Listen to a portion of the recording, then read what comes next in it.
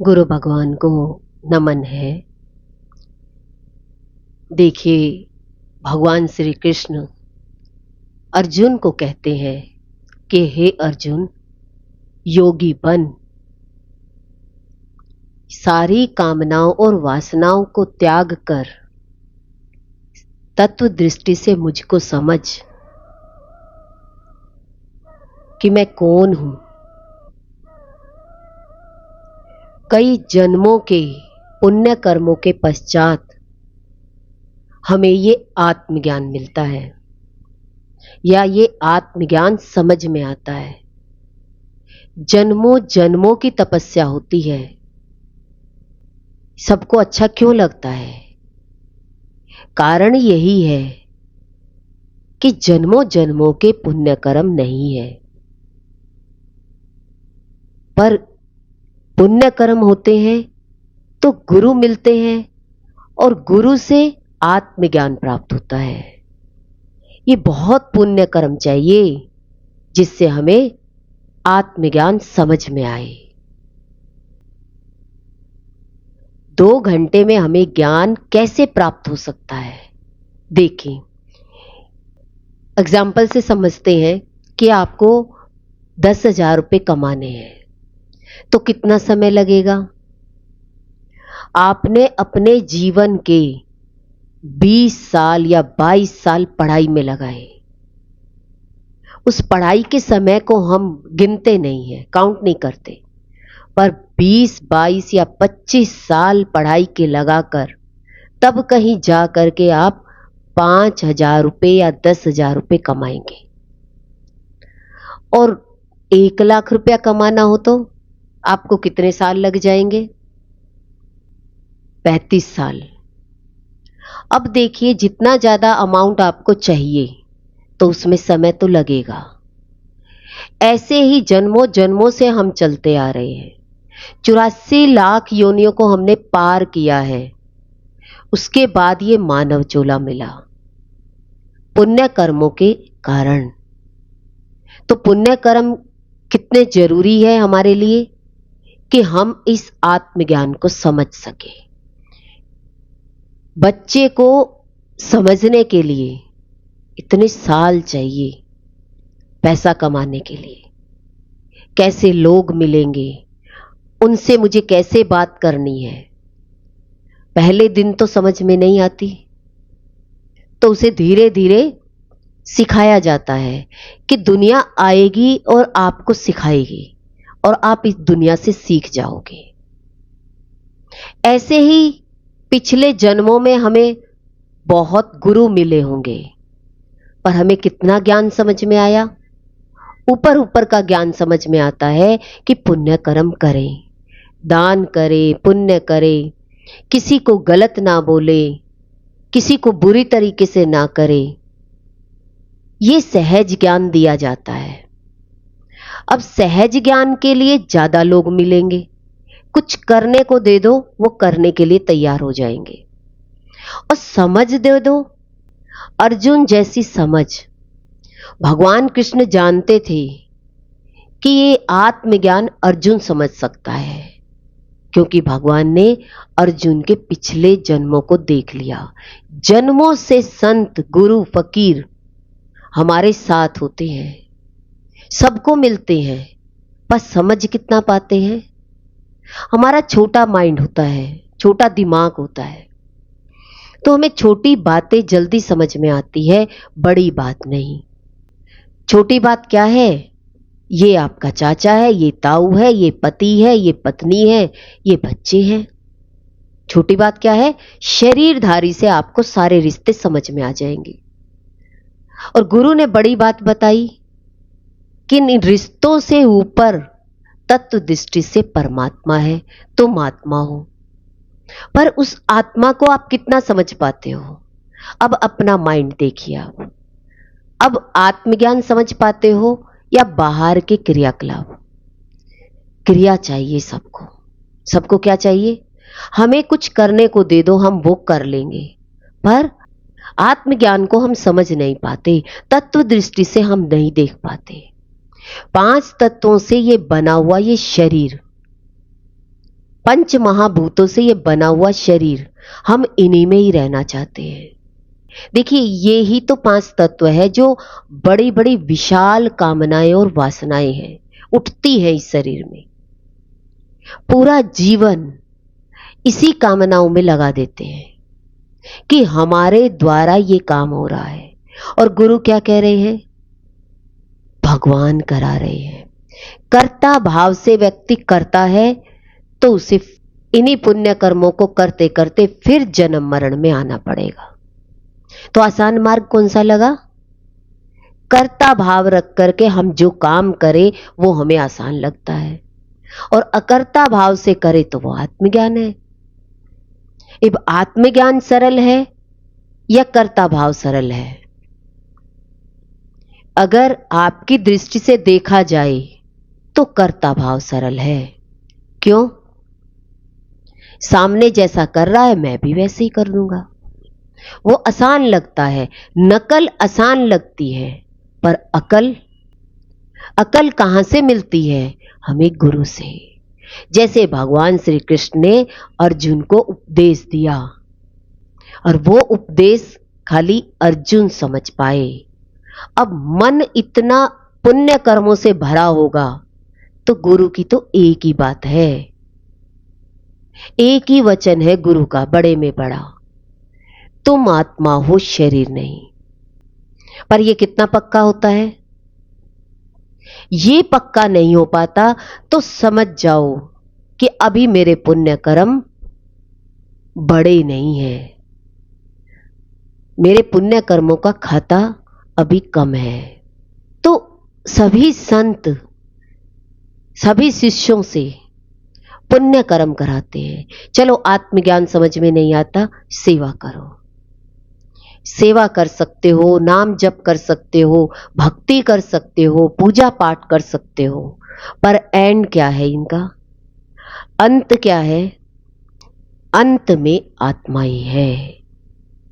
इंसान का शरीर जाने के बाद एक ही शब्द बोला जाता है कि इनकी आत्मा को शांति मिली। तो लास्ट पॉइंट क्या मिला? आत्मा। फिर सब बैठ करके बस आत्मा ही पक्का करते हैं। सब एक दूसरे को एक ही बात बोलते हैं कि जाने वाले को आत्मा की शांति मिले, इस आत्मा को शांति मिले।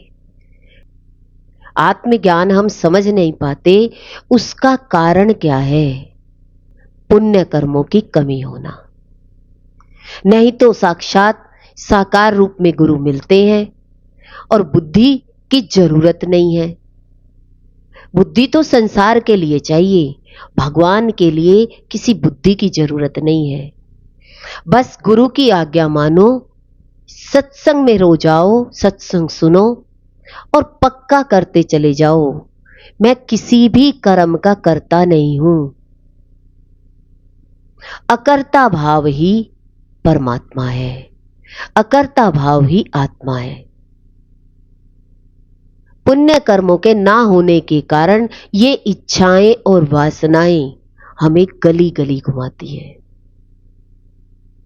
बार बार हमें इधर से उधर भटकाती है, जिसके कारण हम उस आत्मज्ञान को समझ नहीं पाते। देखिए, आपके पास बहुत सारा पैसा है और वो सारा पैसा आपने इधर उधर लगा दिया। अब आपके पुण्य कर्म को देखिए, थोड़े से रुपए बचे और आपने उस रुपए को लॉटरी खरीद ली एक, और आपकी उस थोड़े से रुपए में लॉटरी निकल आई, आपको भरपूर फायदा होगा। अब क्या कहोगे? भरपूर फायदा हुआ, उसका कारण क्या है? पिछले जन्मों का पुण्य कर्म। थोड़े से रुपए में इतना फायदा हो गया और इतना सारा पैसा नुकसान में चला गया। पाप कर्म थे तब तक तो पैसा सारा नुकसान में जाता रहा, और लास्ट में साथ साथ गुरु आपको पुण्य कराते रहे। लास्ट में आपके पास 10 रुपए बचे और उस 10 रुपए में आपने लॉटरी खरीद ली और लॉटरी निकल आई। इस बात से हमें समझ जाना चाहिए कि पहले पाप कर्मों के कारण जो था वो सब निकल गया और थोड़ा सा पुण्य मेरे काम आ गया कि वो सारा पैसा 10 रुपए ने खींच लिया। तो पुण्य कर्म क्या करते हैं? जो आपका नुकसान हुआ है वो नुकसान आगे नहीं होगा। फायदा हो गया, 10 रुपए में फायदा हो गया, पर आप समझेंगे नहीं इस बात को। ये कह तो देंगे एक लाइन में कि पिछले जन्म के पुण्य रहे होंगे, कुछ दान किया हुआ आगे आ गया, ये एक लाइन में बस वैसे ही बोल देंगे, पर सच को समझेंगे नहीं। ऐसे ही जन्मों जन्मों से हमें गुरु मिलते आए, पर गुरु की आज्ञा, गुरु के वचन हम कब समझ पाएंगे? जब आपके पिछले जन्म के पुण्य कर्म होंगे। नहीं तो हर बार ये संसार की पोथी पढ़नी पड़ेगी और पूरा जीवन दूसरों के ऊपर लगाना पड़ेगा। कितने बच्चे पढ़ते हैं देखिए, एक परेशानी आ जाती है तो आत्महत्या कर लेते हैं। उन्हें नहीं पता होता कि मेरे माता पिता ने मुझे कैसे पाला, कैसे मैंने पढ़ाई करी, और एक दुख आया तो सारे शरीर को ही समाप्त कर दिया। सब पढ़ाई लिखाई, सब मेहनत जीरो कर दी, किसी की तरफ नहीं देखा उस पाप ने। कितना नुकसान हुआ। ऐसे ही हमें जन्मों जन्मों से गुरु मिले, गुरु ने हमें आत्मज्ञान दिया, पर हमें आत्मज्ञान समझ में नहीं आता उसका कारण क्या है।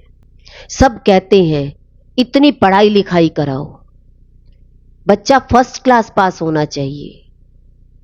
हम सब फर्स्ट क्लास पास हुए, पर जीवन के दुखों ने, जीवन के प्रारब्ध कर्म ने भगवान की तरफ मोड़ा। अब सच वो पढ़ाई लिखाई थी, वो मेहनत थी, या सच भगवान का आत्मज्ञान है, गुरु का आत्मज्ञान है? तो हम गुरु के आत्मज्ञान को क्यों नहीं समझ पाते? क्योंकि पाप कर्म के कारण मंद बुद्धि है। कैसी बुद्धि है?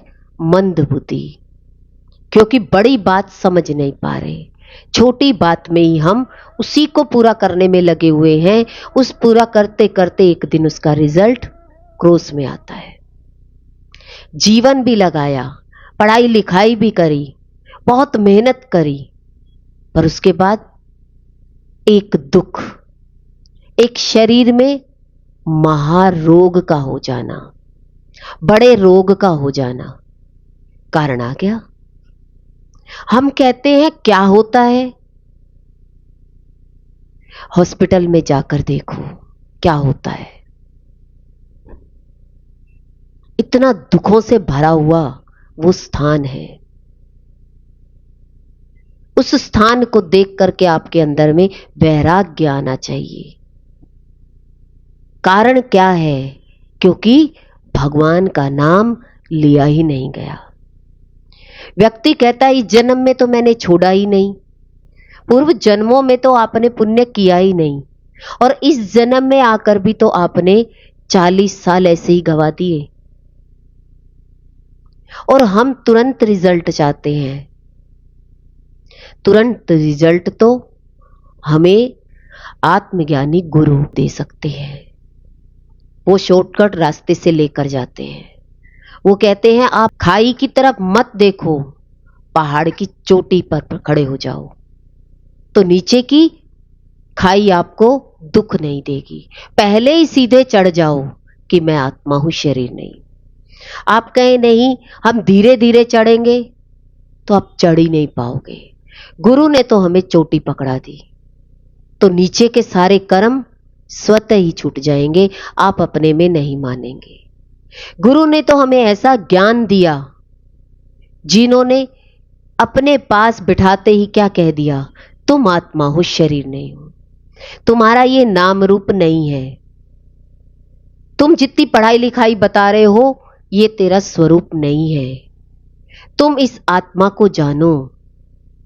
जब तक आप आत्मज्ञान को प्राप्त नहीं करोगे, ये समझ में नहीं आएगा, तब तक सारा तन मन और धन सब क्या है? एक परेशानी आपके तन में, आपके मन में और आपके धन पर बहुत बड़ा नुकसान ला सकती है। नुकसान तीन ही जगह होते हैं। तन में रोग पैदा हो जाए, मानसिक रूप से आपकी मानसिकता से आपके कोई परेशानी आ जाए, और धन गलत दिशा में चला जाए। तीन ही तो है, और इन तीनों से ही आपने पुण्य कर्म करना है। अब तीनों में पुण्य कर्म करने के लिए आपके पास कितना समय है? कहा ना कि आपको 10,000 कमाने के लिए आपने अपने 30 साल पढ़ाई की लगाई, और जब नौकरी पर व्यक्ति लगेगा तो कहते हैं स्टार्टिंग में आपको 5,000 या 10,000 ही मिलेंगे। 30 साल की मेहनत में 5,000 रुपए मिलेगा, पर कभी आप 30 साल में देखेंगे नहीं कि मैंने 30 साल पढ़ाई के बाद क्या मेरे को इतने ही रुपए मिलेंगे। लगाया कितना 30 साल में, कितने रुपए लगते हैं बच्चों की पढ़ाई पर। 30 साल तक व्यक्ति लगाता चला जाता है, और जब कमाएगा तो फिर भी मेहनत करनी पड़ेगी। फिर उसको पुण्य कर्म नहीं होंगे तो उसकी मेहनत का कुछ नहीं मिलता उसे। जितना लगाया है तो मां बाप इंतजार करते हैं कि हमने 30 साल इस बच्चे पर लगाया, 30 साल की ये आमदनी है, तो इंसान बेहोश हो जाए। पर हमें संसार के पाप कर्म के कारण रहने की इतनी आदत पड़ गई तो हम कहते हैं कुछ नहीं होता संसार में। आपका जीवन आपके हाथ से निकल गया, और दोबारा आप इस जन्म मरण में आने के लिए तैयार हो गए। ये क्या है? दोबारा जन्म मरण में आने के लिए तैयार हो गए। इसका मतलब क्या है? हम क्या कहेंगे अपने आप को? मंद बुद्धि कहेंगे कि हम आत्मज्ञान को समझ नहीं पा रहे। एक ही लाइन में गुरु ने बता दिया, और साधक उस वचन को अपने जीवन में पहले ही दिन लगा ले तो वो साक्षात्कार कर लेगा। साक्षात्कार क्या है? समझ जाएगा कि सच क्या है। सच तो आत्मा है, शरीर झूठ है। पर झूठ को सच में बदलने के लिए कितनी मेहनत करते हो। ये बना रहेगा, मेरी शान बनी रहेगी, पर व्यक्ति हर समय परेशान रहता है, कोई शान नहीं होती।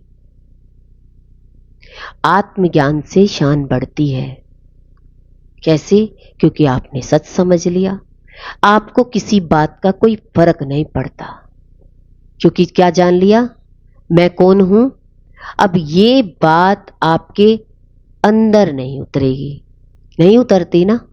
कितने साल हो गए हमें ये सत्संग सुनते हुए। गुरु एक ही बात रटवाते हैं, तुम ये शरीर नहीं हो, तुम आत्मा हो। गीता का ज्ञान प्रकट है, फिर भी हम पढ़ करके उसे बंद कर देंगे। पढ़ा भी, किसी ने कहा गीता का ज्ञान पढ़िए, रोज एक अध्याय पढ़िए, पढ़ लेंगे, पर बंद करेंगे तो क्या कहेंगे? ये सब झूठ है, मैं सच हूं। तो आपने सही से पढ़ा, माना उस बात को। जब आपने उस बात को माना ही नहीं तो आपका पढ़ा हुआ क्या हो गया? पर आप क्या कहेंगे? मैंने गीता का एक अध्याय पढ़ा और मेरा पुण्य हो गया। आपको समझ तो कुछ भी नहीं आई, आपने जीवन में लगाया तो नहीं, तो फिर वो ज्ञान आपका कैसे हो गया? वो ज्ञान आपका हो ही नहीं सकता था। अपने आप को हम क्या कहेंगे? अभी हम अज्ञानता में पक्के हैं, हम अज्ञानी रहना चाहते हैं। हम ज्ञानी के पास बैठकर भी अपनी अज्ञानता को प्रकट करना चाहते हैं।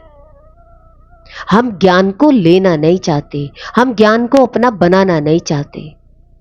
जैसे अर्जुन बार बार कृष्ण के सामने क्या कहता है? नहीं, मैं इनको मार नहीं सकता। मारना कहां था? अपने अंदर में। अपने मन को पक्का कराना था कि तू आत्मा है। पर हमने जितने भी बाहर पक्के किए, ये सब क्या है? कच्चे घड़े हैं। हमने मान लिया इन घड़ों को पक्का, पर है ये मिट्टी के घड़े। मिट्टी मिट्टी में मिल जाएगी। शरीर इस मिट्टी में मिल जाएगा, ये सच है।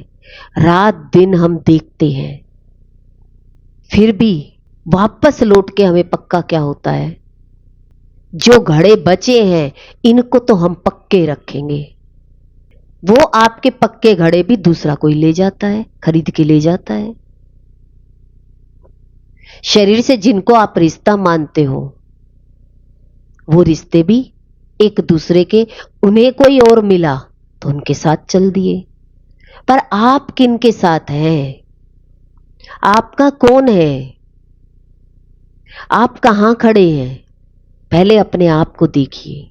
अगर मेरे पुण्य कर्म नहीं है और मुझे आत्मज्ञान समझ में नहीं आ रहा, तो मुझे अब पुण्य कर्म करने शुरू कर देने चाहिए।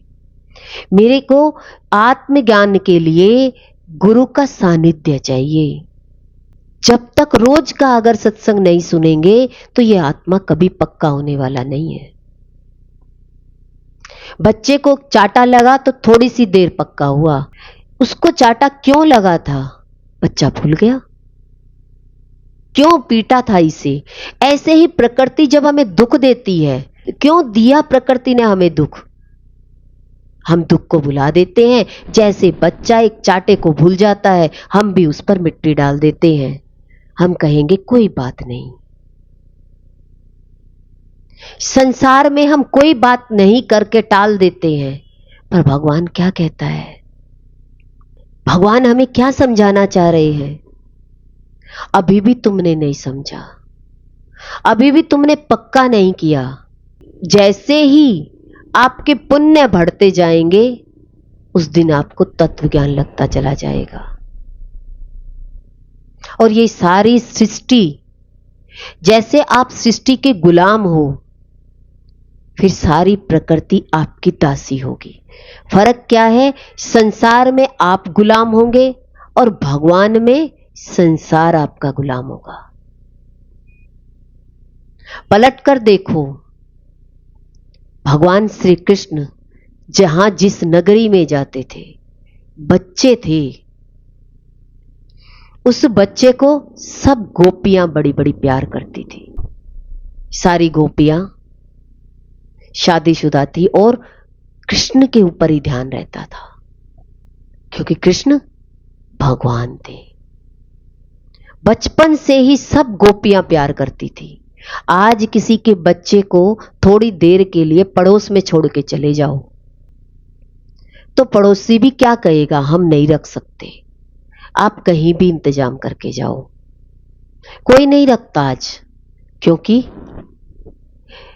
बच्चे का भाग्य पहले ही पता लग रहा है कि इसको हाथ में उठाने वाला कोई नहीं है, इसकी देखरेख करने वाला कोई नहीं है। पर ज्ञान होगा तो आप समझ जाओगे, दुखी नहीं होगे और क्या करोगे? उस बच्चे से बचपन से ही उसे भगवान का नाम दिलाएंगे कि आज ही बच्चे का भाग्य ऐसा है तो कल का भाग्य कैसा होगा। तो मुझे इसका भाग्य परिवर्तन करने के लिए मुझे इसे भगवान में लगाना चाहिए, इसके पुण्य कर्म ज्यादा बढ़ाने चाहिए। बड़े बड़े ऑफिसर बन जाते हैं, जीवन कुछ भी नहीं होता। बहुत धन होता है, पर धन भी सुख नहीं दे पाता। किसके कारण? पर यह बात समझने के लिए ही सत्संग में आना है। हम थोड़ी देर रो करके हम कहते हैं बस चलो रो लिए, अब उठ खड़े हो, दोबारा वही काम करना शुरू कर दे। वही काम जिसके लिए भगवान ने आपको रुलाया। एक बूढ़ा आदमी मरा और फिर बच्चा होके वही काम करने लगा। ये जन्म मरण क्या है? जन्मों जन्मों से आप पुण्य कर्म कम करते आए और पाप ज्यादा हुए, तो इस जन्म मरण के चक्कर से आप छूट नहीं सकते, क्योंकि बड़े से छोटा करना तो भगवान के हाथ में है। कैसा छोटा करके भेज देगा? घर में हम बड़े बने रहते हैं और पुण्य कर्म नहीं कर पाते, तो उन्हीं बच्चों के बच्चे बनकर आ जाते हैं। भगवान ने बना करके आपको गोद में भेज दिया। जो आपने शरीर से कर्म किया वैसे ही मां आपको मिल जाएगी। पर ये ज्ञान से हमें समझ में आता है, क्या हम इस जन्म मरण में वापस इसी तरीके से आते जाएंगे? भगवान इतना ही तो करेंगे, आपकी 10 साल तक बुद्धि चलने नहीं देंगे। तो बच्चे की 10 साल तक बुद्धि काम नहीं करती। जो काम उसे वो करवाना है तो वो करवा लेता है। क्यों? क्योंकि जब बुढ़ापे में शरीर छोड़ा था तो आपने इतना कर्म दिया था कि आपको वापस मिल गया। तो बच्चे का 10 साल तक माँ बाप, आज तो 10 साल नहीं 20-25 साल तक माँ बाप ही करते रहते हैं। बच्चे को कुछ सिखाते ही नहीं है, खाली आज कर्म पर आधारित रह गया। सारा संसार किस पर आधारित रह गया? कर्म। मां बेटे के कर्म में लगी है, बेटा मां के कर्म में लगा है, पर दोनों ही भक्ति भाव में नहीं है, पुण्य कर्मों में नहीं है। जोर किस पर है? मेहनत करो। पुण्य नहीं होगे तो वो मेहनत किया हुआ धन भी तो आपके काम नहीं आएगा। सामने ही हमने देखी सीन देखा, हाथ में से गले में से सब कुछ निकलवा लिया, क्या कर पाए? सब कुछ सामने निकलवा लिया और पूरी पब्लिक चल रही है। आपका नहीं था, आपने मान रखा था ये सारी ज्वेलरी मेरी है, पर आपसे छोटे व्यक्ति ने, कहते ना रिक्शे वाले ने, अपनी भाषा में बोल करके आपसे सब कुछ छीनवा लिया। कुछ नहीं कर पाए। आसपास सारी दुनिया जा रही है, किसी ने हेल्प करी? ये सीन होते ही क्यों है? भगवान सब रूपों में है। भगवान का अगर हम नाम नहीं लेंगे, हमारा पुण्य कर्म नहीं होगा, तो हम कितना भी कर्म कर ले, भगवान को कर्महीन करने में, आपके कर्म पर जो स्टैंप लगी थी उस कर्म को जीरो करने में सेकंड लगाता है। पर ये आत्मज्ञान हमें समझाता है कि आत्मज्ञान में अपनी बुद्धि का, देखिए इस संसार में बुद्धि का यूज करते हैं, पर कैसे? इस बुद्धि को पुण्य कर्मों में लगाने के लिए दी थी, पर ये सारी बुद्धि कहां लग गई? इसमें आपकी भी गलती नहीं है, क्योंकि पिछले जन्मों के, पूर्व जन्मों के पाप कर्मों ने आपको कर्म से दूर होने ही नहीं दिया। अब जानवरों ने क्या बिगाड़ा है? देखिए किसी का, उन्होंने तो जान ही दे दी, जान दे करके सबका भोजन बने। तकलीफ तो उनको भी होती होगी जो मुख में भोजन जाता है। पर ये पाप कर्म की श्रृंखला जब बढ़ती चली जाती है तो फिर इस शरीर में हमें कुछ भी करने का सुख नहीं मिलता। आप कहेंगे आज हम बहुत अच्छा कर रहे हैं, इस जन्म में मैंने कोई बुरा नहीं किया और मैं अच्छा करता जा रहा हूं, और पूर्व जन्मों में आपका कोई पुण्य था ही नहीं, और इस जन्म में आपने बचपन से ही भक्ति करी, बस सुख जीवन में नहीं मिल रहा, दिखाई नहीं दे रहा। कारण क्या है? पिछले जन्म के पाप कर्म ज्यादा है, जो आज इतना अच्छा करने के बाद भी कुछ दिखाई नहीं दे रहा। क्या दे सकती है? अभी कुछ दिखाई नहीं दे रहा, पर एकदम से सब कुछ मिल सकता है। भाग्य दिखाई देगा, पर आपके जो ये पुण्य कर्म है, गुरु ने आपको सत्संग में बुलाया और जो आप बैठ करके सत्संग सुन रहे हो, इस सत्संग का सबसे बड़ा लाभ है, सबसे ज्यादा है, दान पुण्य से ज्यादा है कि आप आत्मज्ञान को समझ लो। आत्मज्ञान को समझ लिया तो आप जीवन में इस शरीर से बुरे तो कर्म नहीं करेंगे, फिर बुरा तो कभी आना ही नहीं है। जीवन सदा सुख में रहना है, तो फिर हमने आगे की एफडी करवाने की जरूरत पड़ेगी? कहते नहीं, गुरु ने मेरी एफडी करा दी, रोज मुझे सत्संग देते हैं, पाप से मुझे दूर रखते हैं, अब मुझसे पाप होता ही नहीं है। ना तन से होता बुरा करना, ना मन से होता, और ना धन किसी गलत जगह पर लगाना। अब सत्संग में आओगे तो तन भी सत्संग में लगेगा, मन भी सत्संग में लगेगा और धन भी सत्संग में लगेगा। अब मौका ही नहीं मिलता, सुबह से लेकर शाम तक सत्संग में रहते हैं तो किसी का बुरा करने का मौका मिलेगा नहीं। तो ज्ञान हमें क्या सिखाता है?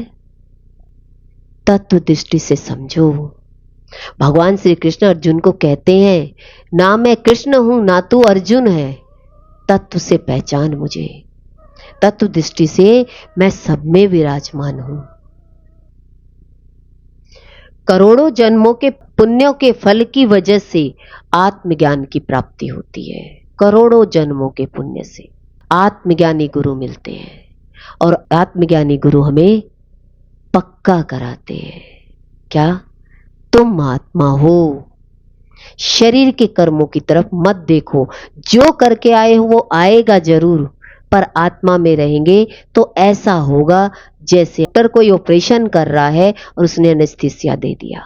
आपका शरीर कट रहा है पर आपको अनुभव नहीं हो रहा। आत्मज्ञान क्या है? आपको दुख की अनुभूति नहीं हो रही। ऐसा है आत्मज्ञान। करोड़ों जन्मों तक पुण्य कर्म करने हैं। अब इस जन्म में कितना समय निकल गया हमारा।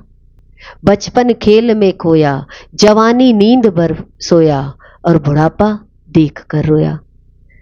आज हम कल्चर को गलत बताते हैं। अगर आप सही मायने में अपने आप को बदल ले तो बाहर कल्चर कैसा भी रहे कोई फर्क नहीं पड़ता। आपके लिए कलयुग नहीं है, आपके लिए तो सतयुग ही है, क्योंकि आप तो सतयुग में बैठे हैं। आप तो सत्य की बात कर रहे हैं। समझ में आता है ये कृपा का मार्ग है।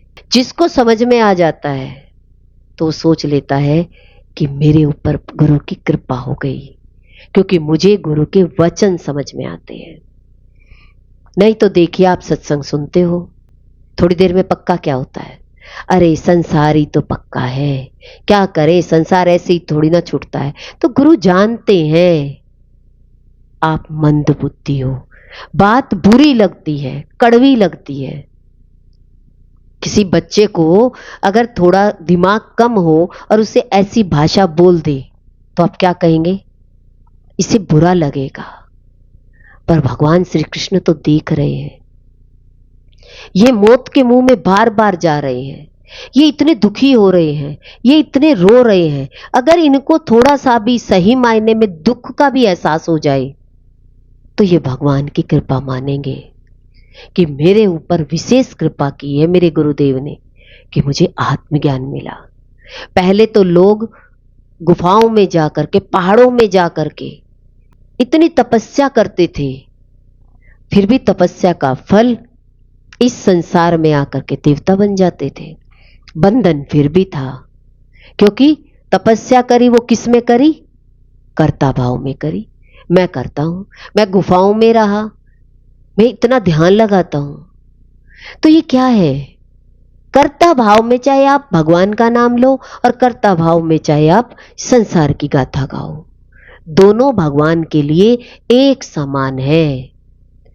कि भगवान की कृपा किसे कहते हैं? समझ जाओ कि गुरु आत्मज्ञानी आपको आत्मज्ञान देने के लिए आ गया है और आपको सच समझ में आता जा रहा है।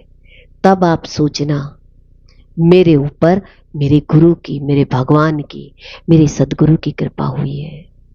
समझ आ जाए आपको। समझ बार बार संसार ही आ रहा है तो फिर कुछ समझ में नहीं आया।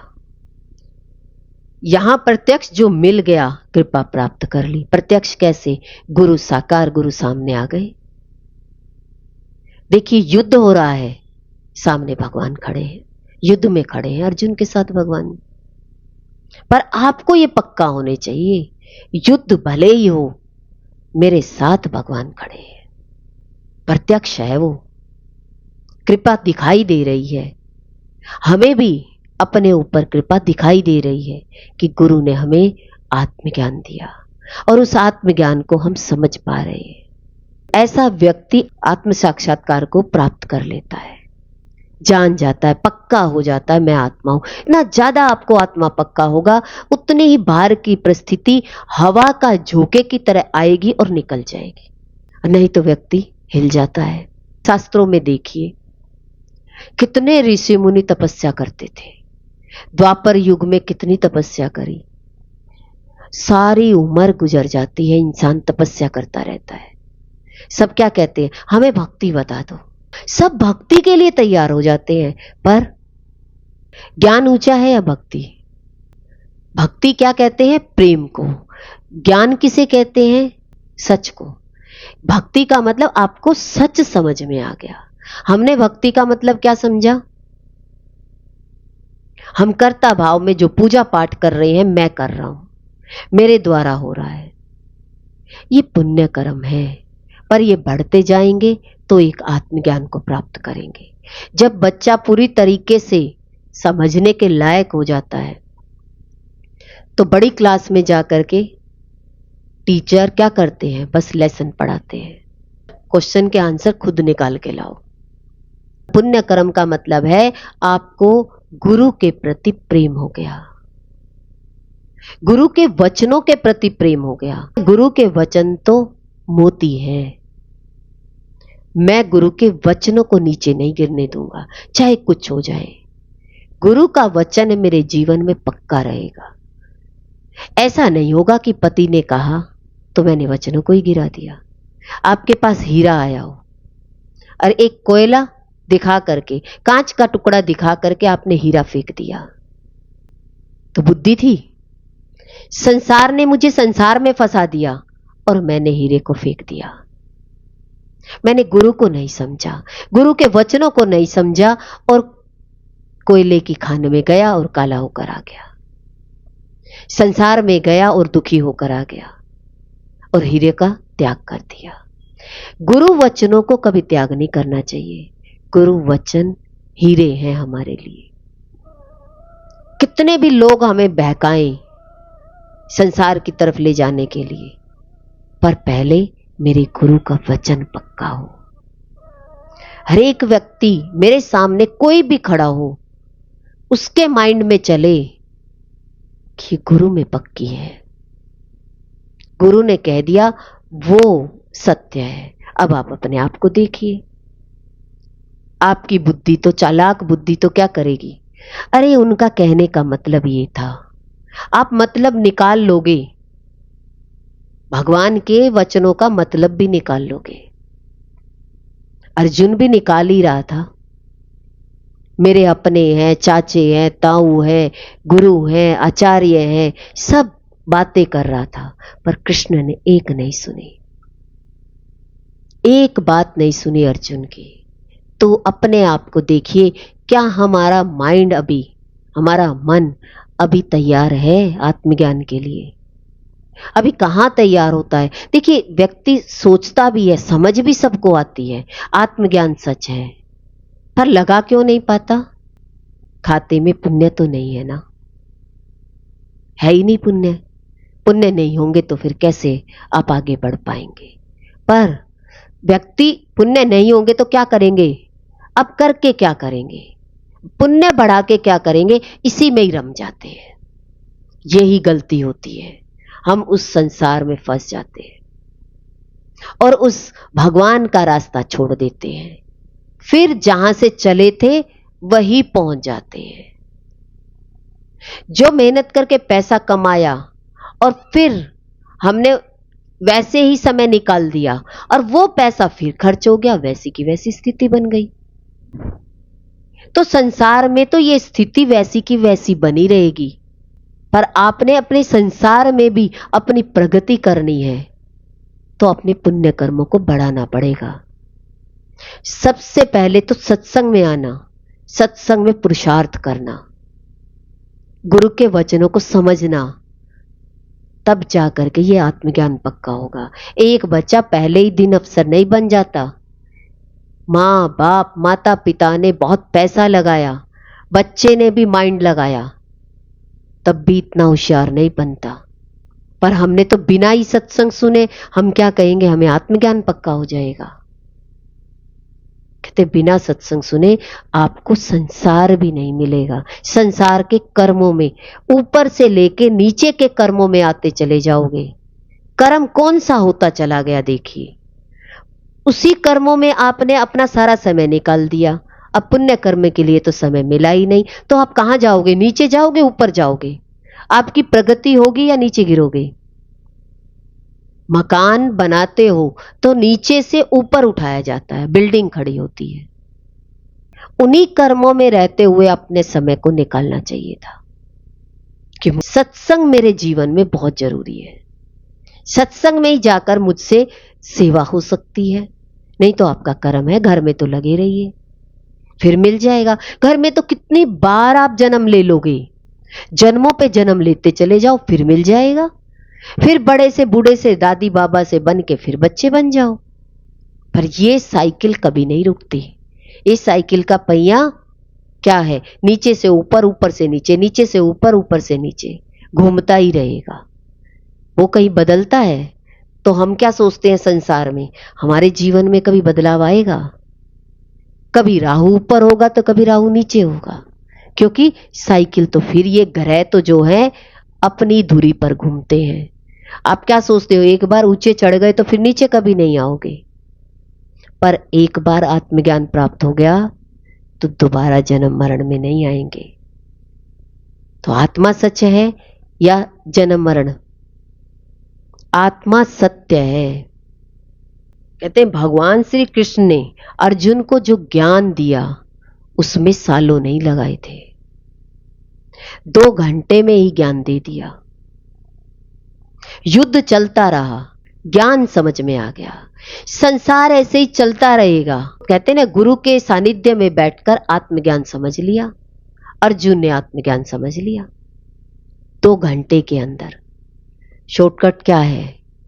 आत्मज्ञानी गुरु के पास बैठ करके आत्मज्ञान को सुने, आत्मज्ञान पक्का करे। शरीर का ज्ञान तो सारी समझदारी शरीर की तो दुनिया दे देगी, पर शरीर में तो अच्छे से अच्छे बन के आ जाओगे, फिर आ जाओगे, पर थोड़ी सी देर बाद आपको बुरा भी कहने वाले वही लोग होंगे। पर आत्मा को प्राप्त कर लिया तो, आत्मा को अनुभव से समझ लिया तो कभी आप अपने को छोटा मोटा गंदा संदा कभी नहीं समझेंगे, क्योंकि आपने गुरु के वचन को अपने जीवन में लगा लिया। यह जो प्रत्यक्ष ज्ञानी हमें मिलते हैं उनके पास दोनों ही रास्ते हैं। अब गुरु के पास तो दोनों ही रास्ते हैं। अब आपके ऊपर है कि आप कौन सा रास्ता चुनाव करना चाहते हो। तप करो, त्याग करो, या क्रमिक मार्ग भी है, कर्म का मार्ग भी है। कभी कभार बाय चांस अपवाद मार्ग भी मिल जाता है तो कृपा से उसको प्रकट हो जाता है। जो ये ऋषि मुनि होते थे, इतनी तपस्या करते थे, अब संत लोग क्या देंगे? देखिए, अगर आप आत्मज्ञान को, गुरु के वचन को सामने सामने नहीं मानेंगे तो गुरु आपको क्या देंगे? कुछ तो देंगे ना। माला ले लो, पूजा कर लो, पाठ कर लो, ध्यान में बैठ जाओ। समझदार कौन होता है? वो उसी समय खुश हो जाता है, मैं तो आत्मा हूं। अब कुछ भी आंधी आए, तूफान आए, कुछ भी आए, मेरे मन बुद्धि तो मैंने फेल कर दिए। अब मेरे जीवन में आत्मज्ञान पक्का हो गया है, गुरु ने बता दिया है मुझे और मैंने अपने जीवन में लगा लिया। अब उसी संसार में जाकर के आपने पक्का क्या करना है? रोना है, हंसना है, या निश्चय में रहना है? क्या करेंगे? पर जैसे ही आप घर में जाएंगे तो क्या होगा? फिर मन बुद्धि में आ जाएंगे। फिर गुरु का ज्ञान आपने पक्का किया है, फिर पक्का करिए। अरे गुरु ने मुझे बताया तू आत्मा है, कोई फर्क नहीं पड़ता। बार बार आप गुरु के वचनों को आगे लेके आओ, और आप परिस्थिति को आगे रखेंगे तो फिर आत्मा को कैसे लेके आएंगे? कैसे ज्ञान को समझेंगे? अगर जीवन में मुक्ति को प्राप्त होना है कि दोबारा आपको बड़े से छोटे बन के नहीं आना, तो फिर पक्का आत्मज्ञान। तो ज्ञानी गुरु हर जन्म में मिलते हैं और हर जन्म में हमें पक्का कराते हैं। हम ही कच्चे होते हैं जो हम समझना नहीं चाहते हैं। देखिए, दुनिया तो हमें अज्ञान ही पक्का कराएगी, पर मुझे क्या पक्का करना है? मुझे तो ज्ञान पक्का करना है। अब गुरु का वचन आपके मन में जाना चाहिए या संसार की बातें? देखिए, अच्छा तो लग रहा है ना कि हाँ, आपकी बात अच्छी लग रही है, समझ में आ रही है, पर क्या करें? दिल तो उनसे लगा हुआ है, दिल तो उनके कारण दुखी हो जाता है। तो कोई ना कोई कारण तो इस संसार में रहेगा दुख देने वाला। यही तो है कारण शरीर। कोई तो कारण है इस धरती पर आए, कुछ रिश्ता बना, वही तो कारण है। बार बार आपको जन्म मरण में लेकर आए, पर जन्म मरण से मुक्ति का रास्ता है गुरु। तप का फल उनको पुण्य बंधन होता है। देखिए, बताया ना कि जितने भी संत होते हैं, इतनी तपस्या करते हैं तो ये बंधन में बन जाते हैं। पुण्य कर्म कर्ता भाव में करे।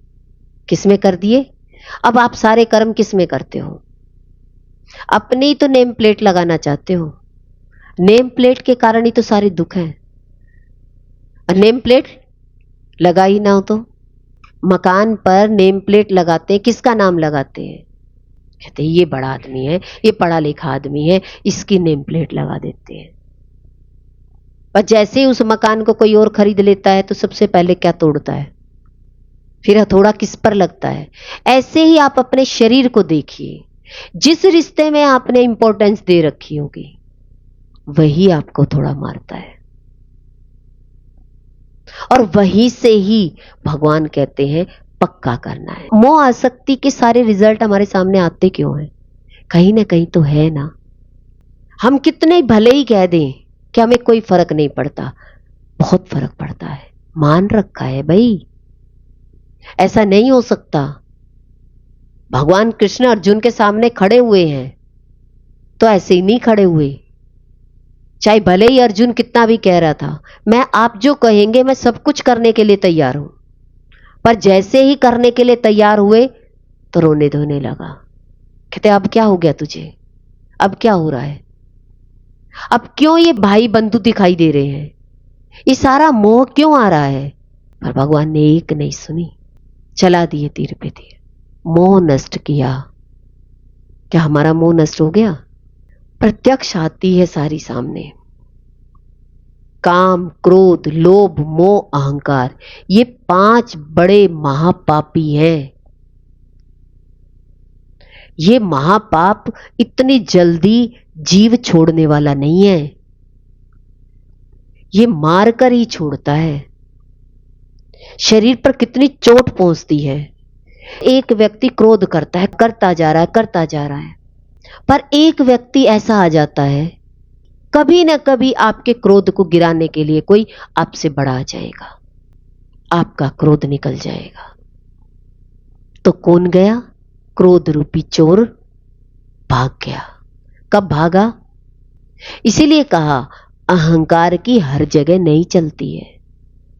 लोभ है, इंसान पैसा बचाता ही रहता है, बचाता ही रहता है, पर एक दिन ऐसा हो जाता है अपने ही क्लोज में, कहते अपना ही बच्चा ऐसा बीमार हो जाता है, अपना ही बच्चा ऐसा काम कर देता है कि सारे धन को निकाल देता है। ये लोभ है। पर जीव को अगर सामने ये बता दिया जाए तो बुरा मान जाएगा, बुरा लगेगा, उसे बात कड़वी लगेगी। गुरु के सामने तो बहुत आराम से कहते हैं ना तो हमारे अंदर काम है, ना क्रोध है, ना लोभ है, ना मोह है, ना अहंकार है। जब बड़ा बड़ा नुकसान सामने आता है तो प्रत्यक्ष दिखाई देता है। तो सबके अंदर में भगवान ने 5 चोर बिठा कर भेजे हैं। इन चोरों को निकालने का काम आपको दिया कि आप निकालो अपने चोर को, काम पर विजय प्राप्त करो। जब इंद्रियों पर विजय प्राप्त हो जाएगी तो क्रोध अपने आप शांत हो जाएगा। जब काम पर विजय प्राप्त नहीं करी तो क्रोध शांत हो ही नहीं सकता। ऐसे ही ये 5 चोर है, एक दूसरे का साथ देते चले जाते हैं। तो संसार किस पर टिका है? इन 5 चोरों पर। जब भगवान की तरफ जाओगे तो ये 5 चोर ठहर नहीं सकते। आत्मज्ञान में ये 5 चोर कुछ नहीं कर सकते, इन्हें निकलना पड़ता है। इसलिए आत्मज्ञान मुश्किल क्यों लगता है? चोर से चोरी छुड़ानी आसान है, सारे ही चोरों को फिर पकड़ने की जरूरत नहीं थी। तो ऐसे ही भगवान ने ये पूरी प्रकृति बना दी 5 चोरों को निकालने के लिए। जैसे ही 5 चोर बाहर हो जाते हैं, आत्मा का राज हो जाता है। फिर सारी प्रकृति अभिनंदन करती है। तो व्यक्ति का क्वेश्चन बनता है, क्या हम भी ज्ञान सुनेंगे तो क्या हमें भी समझ में आ जाएगा आत्मा? कहते ये आप पर है।